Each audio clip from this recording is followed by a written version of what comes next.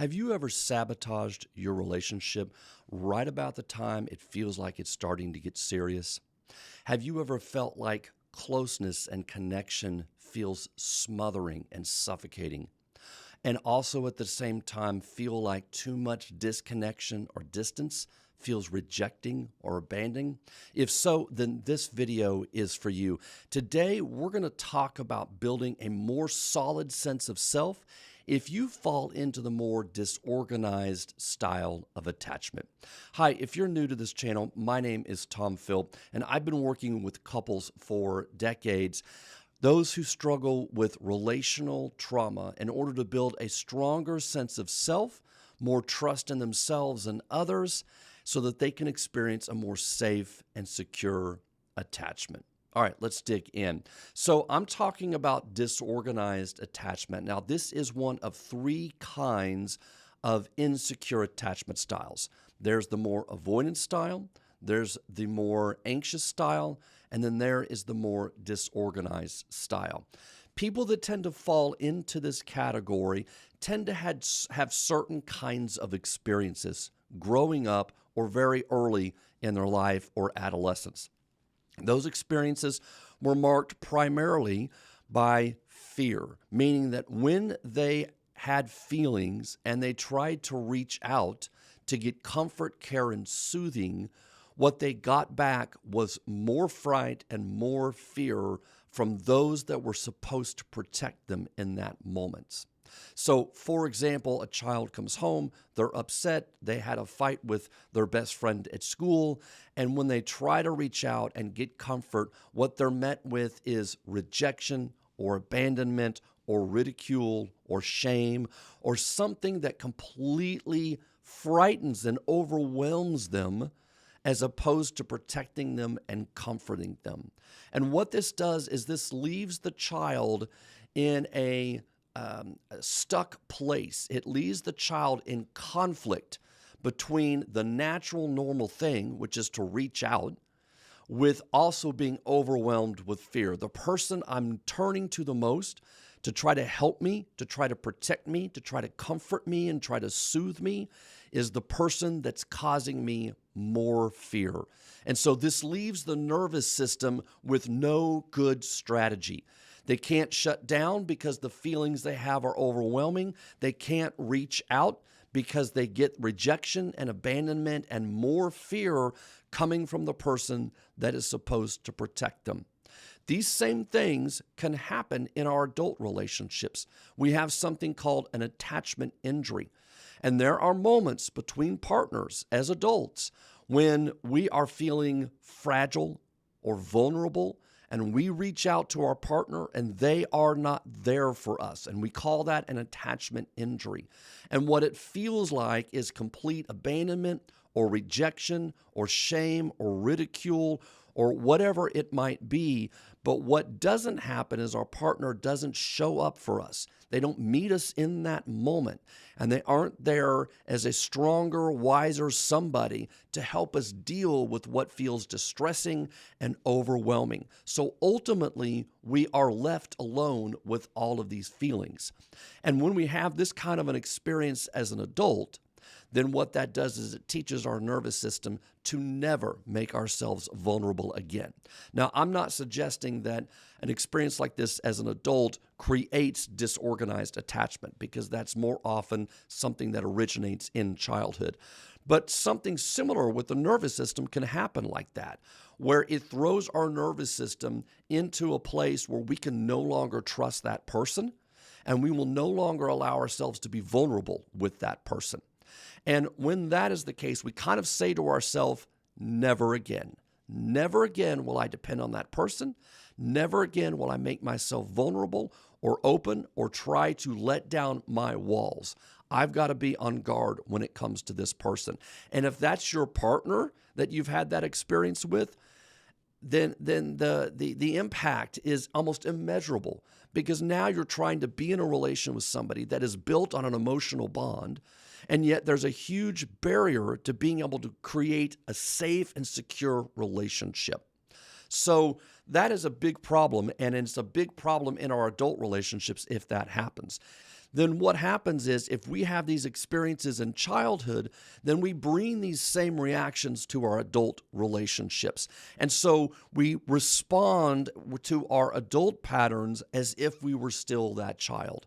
And with the more disorganized style of attachment, they don't have any particular style. So it's a lot of push and pull in the relationship is what happens. Now, this can be crazy making to the partner. To the partner that's trying to love somebody that falls into this category, what they feel like is a lot of, come here, I need you right now, get away, I can't stand you. And to the individual that might fall more into this category, what they're feeling is that they, in the moment, they need to retain their autonomy and their agency. You're smothering me, I need space. But as soon as they get that space, then it feels like abandonment and they need that person to come back. So it very much takes on a pattern of push and pull in the relationship. Part of what I see in a lot of my couples, especially ones where one partner or both perhaps are more disorganized, is a lot of moving targets. Meaning just when the person thinks they're getting it right for their partner lets them know they're getting it wrong. No, why couldn't you have done this? No, you didn't do that right. No, all I needed was this. Now, they might not be expressing that in the moment to their partner, but there's always a criticism, always a complaint, always a moving target, and it leaves the partner feeling like no matter what, I'm not ever going to get it right for this person. And so you can see where this creates a lot of confusion, a lot of frustration, and a lot of serious cycles in a relationship when the person with disorganized attachment is not able to settle themselves, regulate themselves, understand what they're feeling so that they can draw on the needs and be able to communicate that to their partner.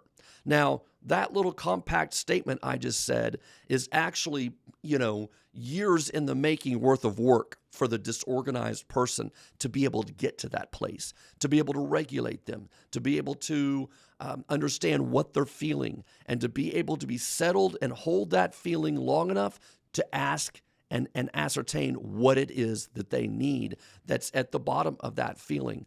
Because what their body has learned to do is be all over the place. It's learned to shut down, and it's learned to freeze, and it's learned to people please, and it's learned to go into fight or flight. So it's learned to cut off the conversation when it gets uncomfortable, or to go into an angry place and start criticizing and blaming. And so the nervous system has learned, look, there's no one way to get this right. So I've got to try every different way I can. And so I'm just going to throw out a net and see what sticks in this particular conversation. And that can be extremely confusing to the partner, but it also can be really confusing to the person that's struggling with these feelings as well.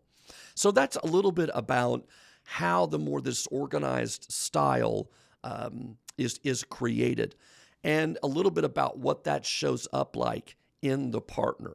So what I want to do in this video is there's lots that we could talk about here. And if you want a longer version of this, go check out our podcast, Trauma-Free Relationship. I expand on a lot of these topics, and I give more examples on it. So if you're interested in a deeper dive, check that out. You can find that wherever you stream your podcast, Apple or Spotify. But I do a much longer version on this very same subject. But it's very confusing to the person that has this as well, because they're in distress in these moments, and they can't get calm, and they can't get grounded, and they can't get clear, and they're not connected to themselves.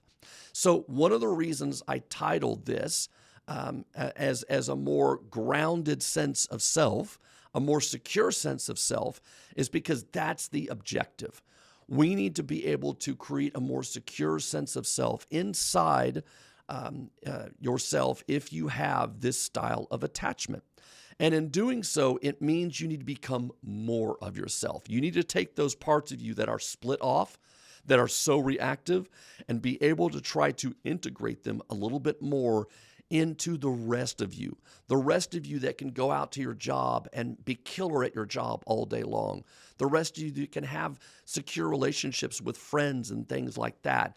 But this other part that gets triggered at times and feels so chaotic inside of you that might even disassociate, times where you don't even remember like exactly what happened. You're very fuzzy on the events because maybe you disassociated, you got so stressed and upset. This is a part we're trying to reintegrate back into you. And so one of the things that I want to focus on in this video that you can do, because there's lots of them, but here's one to start with. If you'll remember a few minutes ago, I talked about how do we learn to sort of calm the storm so that we understand and hold on to that more painful emotion, and that we don't split it off or disassociate from it, but rather we can hold it long enough to understand what the needs are below it. That's a really packed sentence. And what comes with that is a lot of work, because just being able to recognize and hold your feelings long enough is a huge leap forward in itself. If you can recognize when you get triggered, if you can hold that painful emotion a little bit longer and not move away from it, which is what you're ultimately doing, which is why the patterns feel so disruptive, then that's transformative in itself. But I want to walk through just the 5 steps today. This is called emotional mapping, and this is something that you can start with and you can start on your own. This can have a huge impact in your relationship alone. If you can achieve this one thing, this can have a huge impact in your life and in your relationship. So emotional mapping is simply starting to pay attention, turning your thoughts inward, not outward, not to what my partner did or said, or they didn't do or didn't say, but rather turning your thoughts inward. We want to have an internal focus for this exercise, but it's simply mapping what happens to you. So the first thing you're going to do is you're going to ask yourself, what happened? Meaning, what was the trigger? Did my partner use a tone and I'm responding to that tone? More often than not, that's what it feels like. Did my partner just nonchalantly tell me that he was going out for a beer with the guys after work and he wouldn't be home? And all of a sudden, I'm finding myself having a strong reaction to that. Did my partner tell me that she wants to take a girls' trip out of town? And as a result, I find myself feeling really abandoned all of a sudden. Like, oh my gosh, this really stings. This hurts. I can't believe she's wanting to do this without me, or whatever that is. And you find yourself again having a strong emotional reaction because she says she wants to take a girls' trip for one night out of town or something. And she's excited about it. And so you're reading all kinds of things into her reaction as well. So the first thing you want to ask yourself is, what happened? What was the trigger that happened? The second thing you want to ask yourself is, what did I feel? And I mean feel, not think. Not at this point. We want to know what feelings showed up. Where did this emotion hit you? And can you name that feeling? Did I feel abandoned? Did I feel overwhelmed? Did I feel hurt? Did I feel rejected? Did I feel sad? Did I feel scared? What can you just name that feeling? So that's step number 2. What happened? What did I feel? Step number 3, how did my body respond? Okay, I'm feeling abandoned. Where did that hit my body? Can I locate that in my body? Did it center right here in my heart where I felt sad and abandoned for a moment? Did it make me angry and I felt it up in my head and my shoulders? Did it make me crazy anxious and scared? If so, I just felt like blood drained out of my body completely. I just felt like all the blood just, seeped out of my soles or something of my feet. So, how did your body respond? And can you locate that? Can you locate what the feeling was in your body? And then step number 4 is, what story did I tell myself when I felt that? Because your feelings are communicating things to you. And when you don't sit with these feelings, when you move away from these feelings, part of what is happening is that you're losing valuable information your body's telling you about yourself, historically, as well as what's happening currently in your life. Your wife just mentions over dinner that, oh, I'm going to go out on a girls' trip. All of a sudden, you just feel your body just like almost like the blood drains out of your body. Okay, I know what the trigger is. As soon as she said that, what I felt was just this anxiety, just this coldness, like, oh my gosh, I just felt like my heart just stopped almost. And I felt it right here, and I felt it kind of in my core. And when I feel that, immediately what I say to myself is, she's going to cheat. Or immediately what I say to myself is, I'm not good enough. Or I don't measure up. Or she doesn't want me around. This must be a first step to her leaving me. Whatever that story is you're telling yourself, I'm a horrible person because she's not inviting me, or I'm not good enough or not fun enough, whatever that may be. And so there's a message that's coming along with this that you're telling yourself. And it's really important, but you can only get that story. You can only understand that narrative that you've weaved into this if you're in that emotion. If you feel the blood drain from out of your body, and yet then you replace it with immediate anger, you've lost that original story. And that's really important to know that. You've now moved into a different emotion, what we call a secondary emotion. You're now in a protective emotion, and that is not telling you the same story as the original one did.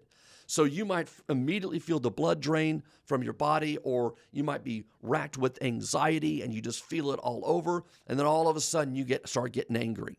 Oh, well, maybe I'll just go out, have a weekend trip with the boys. Hey, nice of you to tell me at the last minute. And all of a sudden you get really angry about that. And you are now miles away from what that original story is. That, oh my gosh, as soon as she said that, I just felt completely abandoned. And so you've got to be able to hold that feeling long enough to get to the true narrative that's happening. And then finally, last but not least, what is it you need in that moment? What is it you needed that you didn't get in that moment? Do you need her to recognize that because she blurted out this statement, that it triggered you in a way? Can she find her way into that story for you and recognize that, oh my gosh, I wasn't even thinking, I can see where that would be so triggering to you. I'm sorry, I didn't mean to just blurt that out. I meant to have a more serious conversation about it and make sure that you were okay with this. And I've got details for you I want to be sure and tell you about so you know where I am and who I'm with. And I'm happy to talk about all that. But my gosh, just blurting it out, I can see where that would be so scary for you, especially given some of your history. Is that what you need? Some empathy and some validation? If so, then understanding that story, understanding the feeling, where it hits your body, and understanding the need there helps you then be able to communicate that. Even if you can't communicate that in the moment, you can at least help yourself be able to understand and organize what is going on for me here. Oh, I know what this is. My abandonment got triggered. My sense of rejection got triggered. I know exactly what this is. My sense of shame got triggered. Once again, what came up for me is that I'm just not good enough. I can't please my partner. They don't want to go on a trip with me. It must mean I'm a failure. And so what is it that's coming up, and what is it that is pointing to the need at the bottom of that?